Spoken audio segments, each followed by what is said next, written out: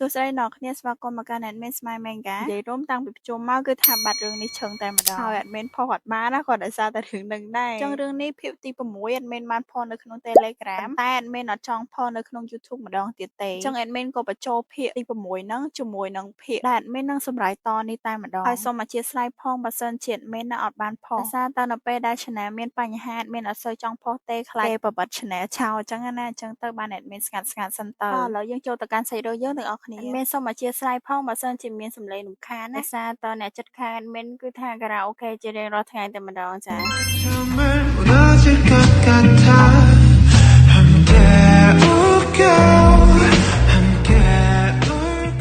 ចឹងក្នុងវគ្គនេះផងដែរគឺជាវគ្គក្តៅកកុកកាលពីវគ្គមុនណាថេចូលមកនិយាយប្រាប់អ៊ុនយុកថាក្លិនរបស់អ៊ុនយុកហ្នឹងណាប្រៀបដូចជាផ្កាម្យ៉ាងចឹងហើយរាល់ពេលដែលគាត់ធុំក្លិនរបស់អ៊ុនយុកបែបនេះធ្វើឲ្យប្អូនប្រុសរបស់គាត់ហ្នឹងណានៅមិនសុខសាន្តអ៊ុនយុកហ្នឹងណាធុញនឹងអប៉ហ្នឹងដល់ហើយយកដៃហ្នឹងណារុញគេចេញទៅតែមានណាថេចូលហ្នឹងណាចាប់ដៃគាត់ជាប់ហើយបើថាមិនជឿទេគាត់ឲ្យប៉ះហើយបើប៉ះដឹងហើយក៏ដល់ពេលវេលាដែលគាត់ត្រូវប្រតិបត្តិការដែរហើយក៏សួរអ៊ុនយុកថាហេតុអីបានជាគាត់ហ្នឹងណាធ្វើខ្លាចអញ្ចឹងហើយមកពីពេលមុនហ្នឹងណាគាត់ធ្វើឲ្យអ៊ុនយុកយើងឈឺចាប់មែនតែនៅក្នុងថ្ងៃនេះគាត់ធានាថាគាត់នឹងមិនធ្វើឲ្យអ៊ុនយុកដូចលើកមុនទេរីអ៊ុនយុកវិញនៅពេលដែលគេងលើថេចូលអញ្ចឹងទៅគាត់ក៏មានអារម្មណ៍ថាប៉ះនឹងអ្វីម្យ៉ាងដែរហើយមកទល់ពេលនេះហើយអ៊ុនយុកនៅតែសួរគេថាថេចូលហ្នឹងចង់ធ្វើអី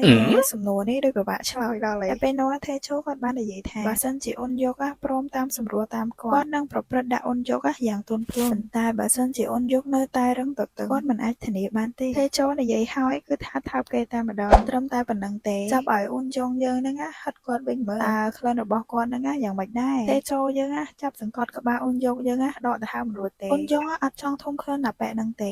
តែគាត់ហ្នឹងគេចរួចដោយរបៀបណាហើយទេចូលក៏ចាប់ផ្ដើមបញ្ចេញក្លិនផូរ៉ូម៉ូនរបស់គាត់មកដែរក្លិននេះផងដែរបើអ្នកធ្លាប់មើលរឿង admin មុនប្រកាសជាដឹងហើយក្លិនផូរ៉ូម៉ូនរបស់ alpha អាចធ្វើឲ្យអារម្មណ៍របស់ omega ពុះកញ្ជ្រោលនិងបញ្ចេញសំណើមបានទេចូលពេលនោះសួរទៅកាន់អ៊ុនយុកថាតើគាត់ធំក្លិនយ៉ាងម៉េចដែរអ៊ុនយុកយើងក៏ឆ្លើយទៅក្លិនរបស់គាត់គ្មានអីក្រៅពីក្លិនបារីទេតែទេចូលមិនមែនសំដៅលើក្លិនហ្នឹងទេចឹងហើយអ៊ុនយុកពេលនេះគឺមានអារម្មណ៍ភ្លាមតែម្ដងក្លិននេះគឺចម្លែកខ្លាំងណាស់ហើយគាត់ក៏ដឹងដែរថាទេចូលពេលនេះកំពុងតែធ្វើអ្វីហើយអ៊ុនយុកយើងក៏ប្រហែលជាមិនដែរស្រូបក្លិនប្រភេទនេះពី alpha ដែរទេចូលបន្ទាប់ពីនិយាយហើយគាត់ក៏ចាប់លើកអ៊ុនយុកយើងតែម្ដងហើយក៏ចាប់ផ្ដើមត្រួតពិនិត្យមើលកន្លែងពិសេសហើយថែមទាំងសួរទៅកាន់អ៊ុនយុកទៀតថាតើអ៊ុនយុកយើងធ្លាប់ធុំក្លិន alpha បែបនេះពីមុនមកអត់ក្លិនដែលអាចធ្វើឲ្យគាត់មានសំណើមបានមើលចុះឃើញអត់វាសើមខ្លាំងណាស់រីអ៊ុនយុកវិញក៏ស្ដីឲ្យអាប៉ែហ្នឹងទៅចាំបាច់យកមកបង្ហាញគាត់ធ្វើអីតែទេចូលគាត់ចង់បង្រៀនទៅកាន់អ៊ុនបើគាត់មិនបង្រៀនអ៊ុនយុកទេគាត់ខ្លាចថាអាប៉ាផ្សេងនឹងបោកបញ្ឆោតអ៊ុនយុក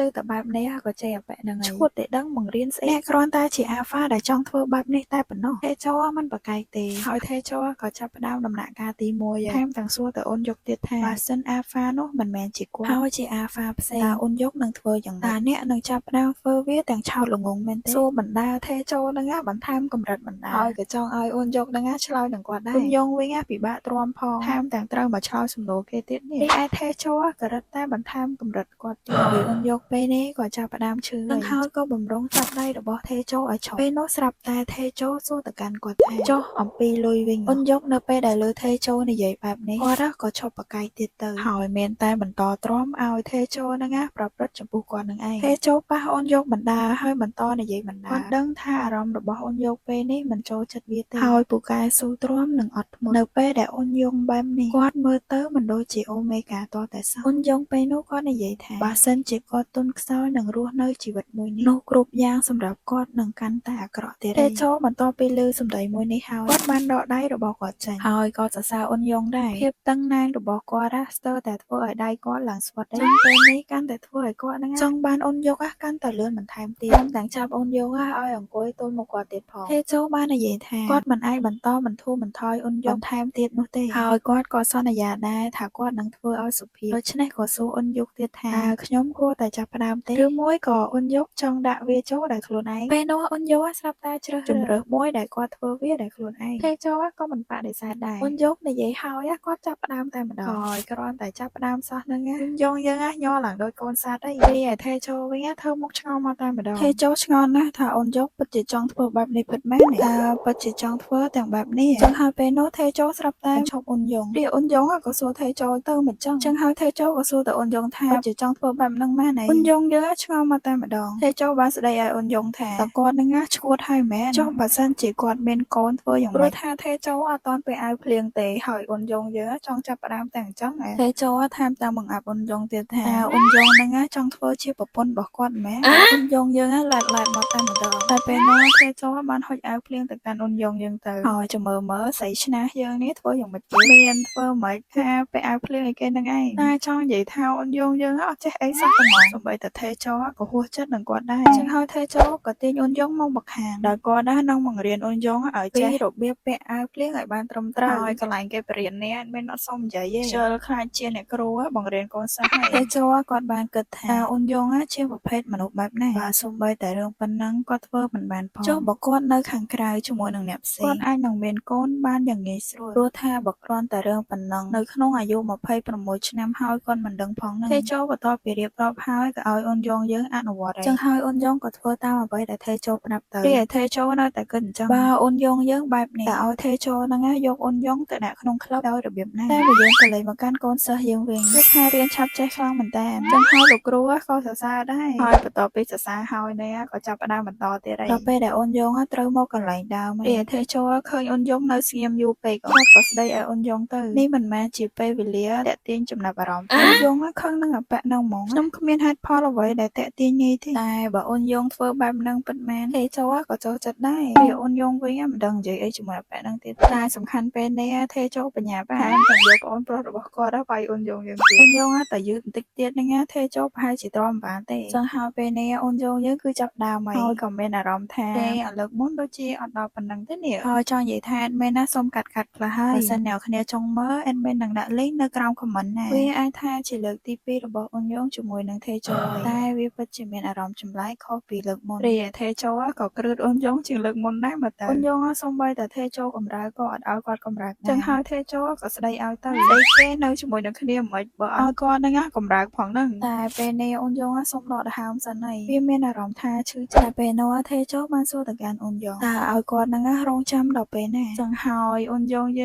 ងមានតែឲ្យគេនឹងបន្តទៀតហើយតែសម្រាប់ថេចូលដូចជាមានអារម្មណ៍ថាមិនទេគាត់ដូចជាមិនស្រួលក្នុងចិត្តសោះពេលនោះថេចូលបានអោបអូនយងពេលអូនយងក៏សួរថេចូលទៅថាគាត់ចង់ធ្វើអីវាដូចជាពិបាកជាងមុនទៅទៀតព្រោះថាថេចូលចាប់ផ្ដើមបញ្ចេញហូរ៉ូម៉ូនគាត់កាន់តែខ្លាំងទៅហើយអូនយងគឺចាប់ផ្ដើមដឹងតែម្ដងហើយកាន់តែធ្វើឲ្យអូនយងមានអារម្មណ៍ថាគាត់កាន់តែបញ្ចេញសំណើមមកបន្ថែមទៀតចឹងហើយក៏ស្ដីឲ្យថេចូលហេតុអីបានជាធ្វើបែបហ្នឹងម្ដងទៀតហើយថេចូលក៏និយាយទៅគាត់ធ្វើបែបនេះក៏តែព្រោះអូនយងដែរតាអូនយងមិនចូលចិត្តក្លិនរបស់គាត់ទេអញ្ចឹងមិនមែនអូនយងសើមច្រើនបែបនេះទេហើយវានឹងមិនធ្វើឲ្យអូនយងឈឺចាប់ទេចឹងហើយលើកនេះអូនយងប្រហែលជាស្គាល់របស់ពិតដែរដោយសារតែលើកមុនហ្នឹងមិនទាន់ដឹងអីគាត់ស្លាប់បាត់ចឹងយើងចូលមកកាន់ភាគទី7តែម្ដងទៅនេះផងដែរអូនយងយើងគឺថាទល់ផ្អកតែម្ដងតែថេចូលហ្នឹងគឺថាដោតអូនយងយើងដល់កដល់ហើយមិនក៏សុំកាត់ដែរអត់មាននឹងទម្លាក់លីងនៅក្នុង Telegram អញ្ចឹងចូលទៅ Telegram ព្រោះថាលីងឥឡូវសំបីតែដាក់នៅក្រោម comment YouTube ក៏អត់បានដែរគឺគេប្លុកចោលតែម្ដងអូនយងយើងដោយសារតែនេះជាលើកទី1របស់គាត់អញ្ចឹងហើយក៏មានអារម្មណ៍ថាស្អីគេទេទល់នៅក្នុងពោះគាត់នេះហើយអូនយកយើងជាលើកទី1អញ្ចឹងហើយគាត់ក៏មានអារម្មណ៍ថាភ័យខ្លាចដែរថេចូលវិ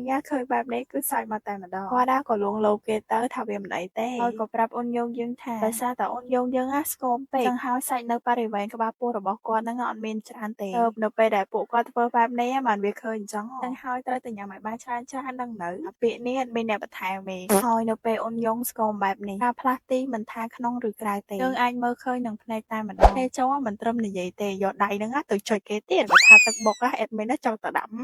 ់យងប្រាប់ទេចូលកុំឲ្យប៉ះអីទេចូលគាត់មិនប៉ះក៏បានសុំការថើបជំនួសវិញមកក្រៅពីហ្នឹងគឺគេអត់មាននិយាយអីទៀតទេអេដមីនក៏អត់មានអីសម្រាយដែរចឹងអេដមីនសុំកាត់ហើយទេចូលគឺយើងដឹងហើយថាគាត់ជាមនុស្សលោភលន់មិនថាគាត់ស៊ីអូនយងយើងប៉ុណ្ណាទេគាត់មិនចេះចាចអនឡើយហើយនៅតែបន្តលេងសើចជាមួយនឹងអូនយងយើងមិនឈប់បញ្ឈរតែម្ដងអូនយងយើងគេចាក់ជ្រៅពេកស្រែកដែរតាតែទេចូលវិញទោះបីជាអូនយងយើងប្រាប់ឲ្យគាត់ឈប់ឬមួយក៏សម្រាប់សិនក៏ដោយទេចូលបើគាត់មិនទាន់បញ្ចប់ទេកុំសង្ឃឹមឲ្យសោះហើយប្រហែល chapter ហ្នឹងការចប់ឯអ្នកមានវិលមុខដល់ហើយមិននឹងនិយាយចប់បើទេចូលយើងមិនទាន់បាញ់ពឹសផងណាពឹសមើលពុះហើយតែបើថាអូនយងយើងវិញខំមិននឹងប្រហែលដងទេហើយក៏បន្តព្យាយាមប្រាប់ឲ្យទេចូលហ្នឹងឈប់ទៀតទេចូល ឲ្យតែប្រាប់ថាឈប់ហើយដល់គាត់ខំទៀតអូយចង់ឈួតអ្នកសម្រាយនេះមិនណាកាត់ផងទេបើថាពេញ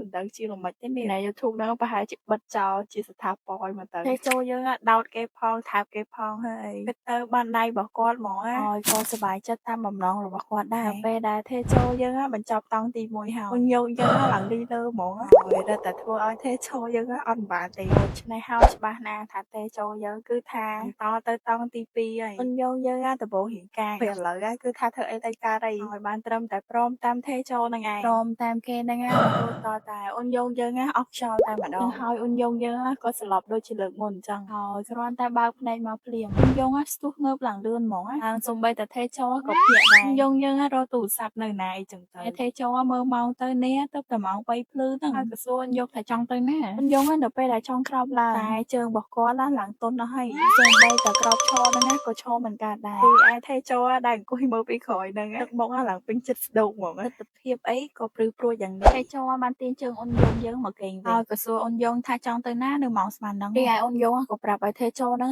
លែងគាត់ទៅព្រោះថាគាត់ហ្នឹងចង់ទៅមើលប្អូនរបស់គាត់ទេចូលអត់ឲ្យអូនយងទៅទេតែអ្នកចង់ទៅទាំងបែបហ្នឹងខណៈពេលដែលអ្នកទៅតែរួមភេទជាមួយនឹងអាប៉ាហើយមើលចុះអ្នកពោពេញទៅដោយស្នាមជាប់គាត់đãថែមទាំងប្រាប់អូនយងថាឲ្យសម្រាប់សិនទៅចាំព្រឹកឡើងចាំគាត់ជូនទៅរីឯអូនយងវិញមិនព្រមទោះបីជាទេចូលហ្នឹងប្រាប់គាត់ថាថ្ងៃនេះអូនយងយើងអាចរកលុយបានមួយចំនួនហើយគាត់នឹងបងប្រាក់ឲ្យអូនយងយើងនៅព្រឹកនេះដែរដូច្នេះឆាប់សម្រាប់ទៅទេចូលឲ្យនិយាយឲ្យថែមទាំងអោបអូនយងទៀតគេងអោបគ្នាបែបនេះរហូតដល់ព្រឹកទៅល្អទេអូនយងយើងលើហើយគឺថាប្រកាច់ប្រកាន់ពីងនឹងហ្មងហើយអាប៉ែទេចូលហ្នឹងក៏ប៉ុនទៀតអោបអូនយងយើងមិនឲ្យរើរួចទេរហូតតតែអូនយងហ្នឹងហត់តែម្ដងហើយទេចូលបន្តនិយាយថាទោះបីជាគាត់ហ្នឹងបន្សល់ស្លាកស្នាមទៅឲ្យអូនយងតែមិនមែនស្នាមជាប់ធំបែបនេះទេណាអញ្ចឹងហើយក៏ប្រាប់អូនយងថាពេលត្រឡប់ទៅធ្វើការវិញហាមប្រាប់តកែគាត់ថាខ្ញុំជាអ្នកធ្វើឲ្យសោះហើយអូនយងវិញគឺថាធូចនឹងអាប៉ែហ្នឹងហ្មងហើយក៏ចង់សួរគាត់អំពីម្សិលមិញដែរមិនបានទេចូលហ្នឹងមកផ្ទះគាត់កាលពីម្សិលមិញទេចូល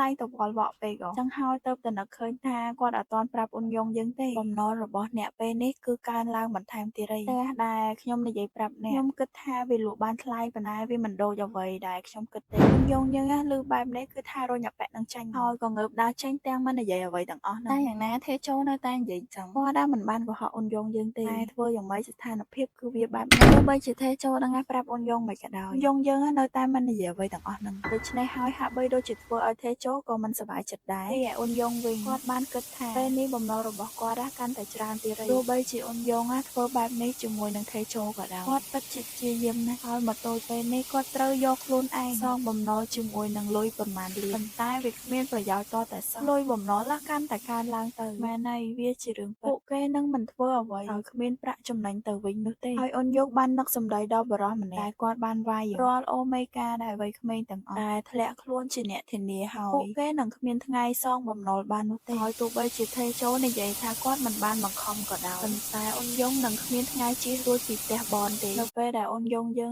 មិនអាចសងបំណុលបានចុងក្រោយគាត់នៅតែត្រូវគេបង្ខំឲ្យទៅធ្វើការនៅក្នុងផ្ទះម្ដងបន្តិចម្ដងបន្តិចហើយវាក៏កំពុងតែចាប់ផ្ដើមហើយអូនយងពេលនេះគឺថា stress ខ្លាំងមែនតើបន្ថែមពីនោះទៅទៀតគាត់ប្រហែលជាមិនអាចរកឃើញឪពុកគាត់ទេហើយបើសិនជាបរិសដែលគាត់បានវាយនៅតែមិនទាន់អាចចេញពីមន្ទីរពេទ្យបានទៀតអូនយងយើងនៅតែមានបញ្ហារុំជុំវិញខ្លួនគាត់នឹងតែធ្វើយ៉ាងម៉េចទៅអូនយងនៅតែព្យាយាមលើកទឹកចិត្តខ្លួនឯងចឹងហោចណាស់ពេលនេះគាត់អាចដោះបញ្ហាបានខ្លះខ្ញុំគួរតែខំប្រឹងធ្វើការបន្ថែមទៀតគិតហើយក៏គិតពីប្អូនប្រុសគាត់ដែរបើសិនជាប្អូនប្រុសរបស់គាត់ដឹងខ្លួនគាត់ប្រហែលជាភ្ញាក់ផ្អើលហើយដោយសារតែប្អូនប្រុសអូនយងយើងនៅពេទ្យតែឯងចឹងហើយបានអូនយងយើងក៏បារម្ភដែរហើយសាច់រឿងរបស់យើងក៏ឆ្លាស់តែប៉ុណ្្នឹងផងដែរអ្នកទាំងអស់គ្នាហើយអេដមីនក៏សូមអធិស្ឋានចំពោះកំហុសខុសឆ្គងបើសិនជាអេដមីនសម្រាប់អត់ត្រូវឬមួយអេដមីនកាត់ច្រើនពេកអេដមីនសង្ឃឹមថាអ្នកគ្នានឹងយល់អេដមីននឹងតម្លាក់លេង Telegram នៅក្រោម comment បើសិនអ្នកគ្នាចង់អានរឿងអ្នកគ្នាក៏អាចចូលទៅយក link នៅក្នុង Telegram បានដែរហើយដើម្បីជាកម្លាំងចិត្តកុំភ្លេចចុច like និង subscribe រួមទាំង comment បេះដូងអេដមីនម្នាក់មួយផងអេដមីនស្មៃមេងកាស្លាញ់អ្នកគ្នាបាយ